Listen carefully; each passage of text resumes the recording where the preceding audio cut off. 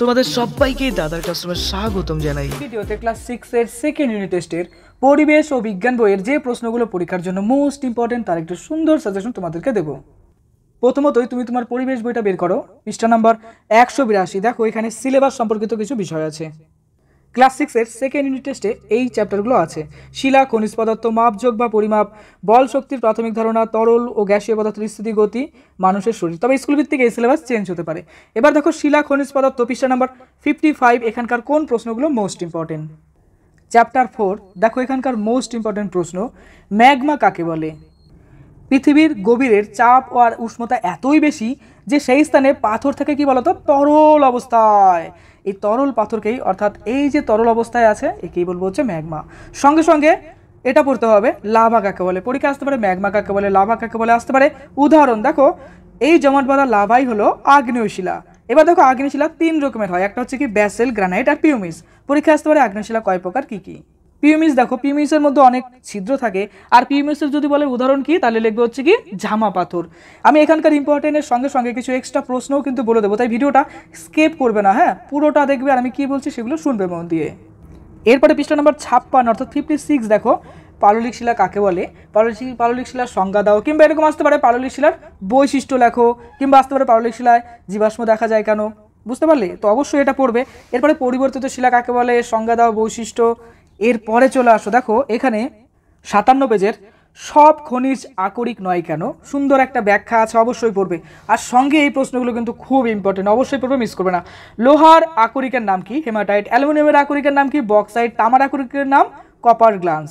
পরীক্ষা আসতে পারে লোহার আকরিকের নাম কি, অ্যালুমিনিয়ামের আকরিকের নাম কি। এরপরে দেখো সংকর ধাতু কি, 58 পেজে পাবে, অবশ্যই পড়বে এই পার্টটা। এরপরে চলে আসো পৃষ্ঠা নাম্বার 59 পেজে, দেখো কোন শিলাতে জীবাশ্ম দেখা যায়, অর্থাৎ ফসিল দেখা যায়। এখানে সে ব্যাপারে বিস্তারিত পাবে, অবশ্যই পড়বে, মিস করবে না এটা। এরপরে 61 পেজে দেখো জীবাশ্ম কাকে বলে, এখানে সুন্দর লেখা আছে। জ্বালানি কাকে বলে এখানে লেখা আছে। আর নিচের দিকে দেখো জীবাশ্ম জ্বালানি কি, তারপরে দেখো এর ব্যবহারগুলো কি কি আছে। আর এই প্রশ্নটা কিন্তু খুব ইম্পর্টেন্ট, তাপবিদ্যুৎ কেন্দ্রে কয়লা পুড়িয়ে তাপ পাওয়া যায়।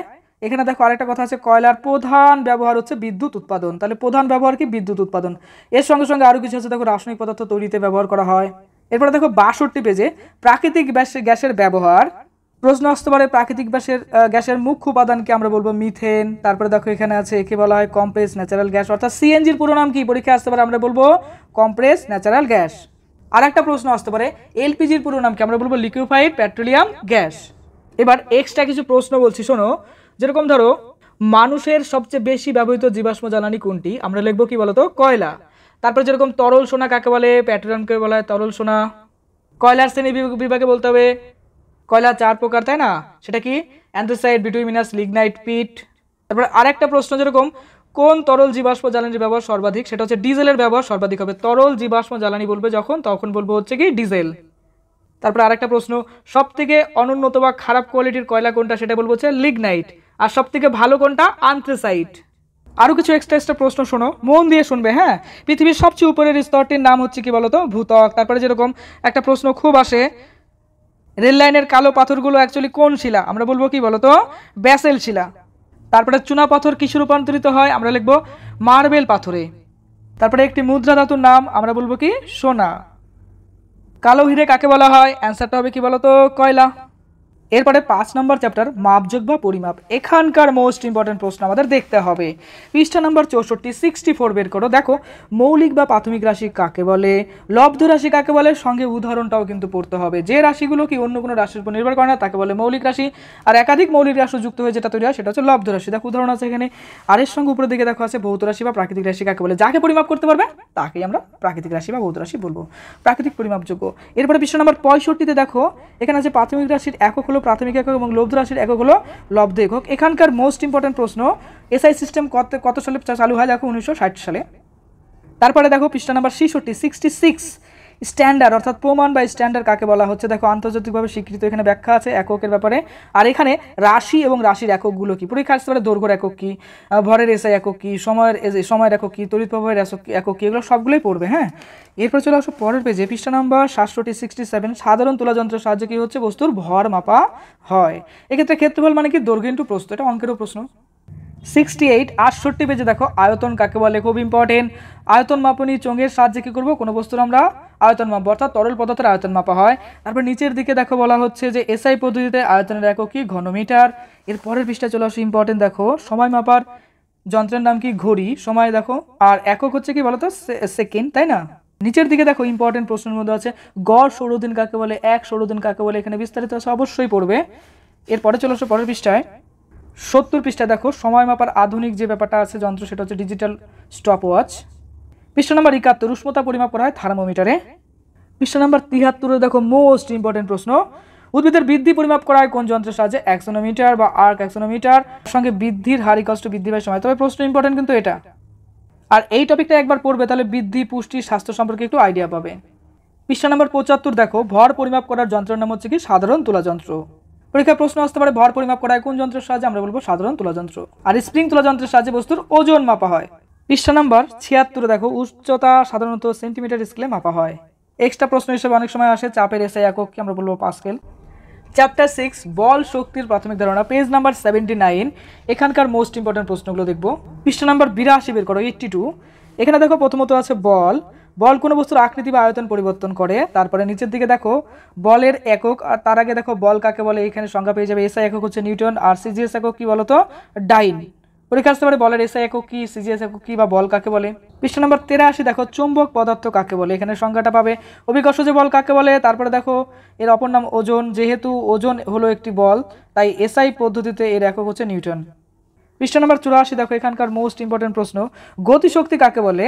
তারপর নিচের দিকে দেখো এখানে আছে এবার উৎপন্ন শব্দ হলো কেন, অর্থাৎ হাতুড়ি দিয়ে কোনো একটা পেরেকের গায়ে আঘাত করলে সেক্ষেত্রে কী ঘটনা ঘটছে, এই ব্যাপারে এখানে পাবে, অবশ্যই পড়বে। 85 পৃষ্ঠায় দেখো বায়ুর গতিশক্তি কাজে লাগিয়ে পালতোলা নৌকা চালানো হয়। এর সঙ্গে সঙ্গে নিচে আরেকটু টপিক আছে স্থিতি শক্তির ব্যাপারটা এখানে বলেছে, অর্থাৎ এক বালতি জল উপরের দিকে উঠলে তার মধ্যে কি হবে, স্থিতি শক্তি জমা হবে। এখানে পাবে, পড়বে একবার।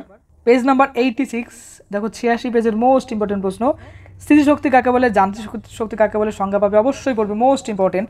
এর পরের পৃষ্ঠায় চলে আসো দেখো শক্তির অনেক প্রকার, পৃষ্ঠা নাম্বার 87 পাবে। দেখো যান্ত্রিক শক্তি এখানে অনেকগুলো বলছে, তাপ শক্তি কোন কোন শক্তিতে আছে। তারপরে এখানে একটা অংশ আছে দেখো ধনুকের স্থিতিশক্তি তীরের মধ্যে গতিশক্তিতে রূপান্তরিত হয়। তারপরে দেখো ঢাক পেটানোর গল্পটা এখানে আছে, যান্ত্রিক শক্তি শব্দ শক্তিতে রূপান্তরিত হয় ঢাকের ক্ষেত্রে। পৃষ্ঠা নম্বর 88 দেখো পোড়াচুন আর জলের মধ্যে রাসায়নিক বিক্রিয়া হয়, তাপ উৎপন্ন হয়, রাসায়নিক শক্তি তাপ শক্তিতে রূপান্তরিত হচ্ছে, এখানে এই ব্যাখ্যাটা পাবে। তারপরে নিচের দিকে দেখো চুম্বক সংক্রান্ত কিছু প্রশ্ন আছে আর কিছু তথ্য আছে, এটা পড়বে। পরে চলে আসো 90 পৃষ্ঠা সমস্ত শক্তির উৎস সূর্য, এই সংক্রান্ত এখানে পাবে। আর সঙ্গে এখানেও পাবে, দেখো ওই যে দেখো কয়লা পেট্রোলের জড়ো হওয়ার শক্তির উৎস সূর্য, বিদ্যুৎ শক্তি সংক্রান্ত এখানে কিছু বলেছে, জলীয় বাষ্প সংক্রান্ত, অবশ্যই এই টপিকগুলো পড়বে। যেগুলো স্টার করা সেগুলো মিস করবে না। এখানে প্রথম শ্রেণীর খাদক দ্বিতীয় শ্রেণীর খাদক সংক্রান্ত বলেছে, কিন্তু খুব সুন্দরভাবে ডিটেলস নেই, যদি পারো নোটবইটা ফলো করো, নোটবইতে এগুলো সংক্রান্ত অনেক তথ্য পাবে। তারপর দেখো এই যে স্টার চিহ্ন, এটাও খুব ইম্পর্টেন্ট এখানকার। খাদ্য শৃঙ্খল কাকে বলে, খুব ইম্পর্টেন্ট। তারপর শক্তির প্রবাহ কাকে বলে, পৃষ্ঠা নাম্বার পাবে এটা 93-তে।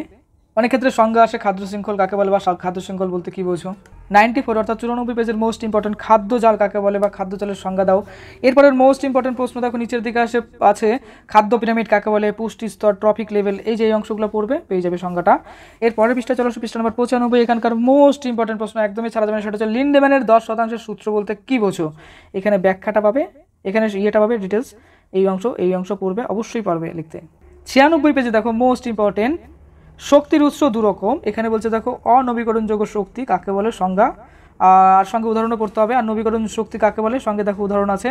খাদ্যের রাসায়নিক শক্তি কনভার্ট হচ্ছে সেই ব্যাপারে এখানে স্থিতি শক্তি আছে, অবশ্যই এটা পড়বে। পেজ নাম্বার 97 ঘর্ষণ কি সেই সংক্রান্ত একটু তথ্য এখানে পাবে। 98 পেজ অর্থাৎ 98 পেজে দেখো এখানকার মোস্ট ইম্পর্টেন্ট ঘর্ষণের ফলে বস্তুর ক্ষয় হয়। এরপরে চলে আসো পৃষ্ঠা নাম্বার 99, এই অংশটুকু পড়বে, খুব ইম্পর্টেন্ট, বলবো না তবে জানার জন্য দরকার আছে। এই বইয়ের পাশাপাশি পারলে পারে অবশ্যই নোট বইয়ের শর্ট প্রশ্নগুলো পড়ো। এরপরে আরও দুটো চ্যাপ্টার আমাদের থেকে গেল, সেটা সেকেন্ড পার্টে নিয়ে আসবো। এই চ্যাপ্টার এবং এর পরের চ্যাপ্টার। দাদার ক্লাসরুমে নতুন হলে অবশ্যই সাবস্ক্রাইব করো, মন দিয়ে পড়াশোনা করো, আর পরীক্ষার জন্য তোমাকে বেস্ট অফ লাক।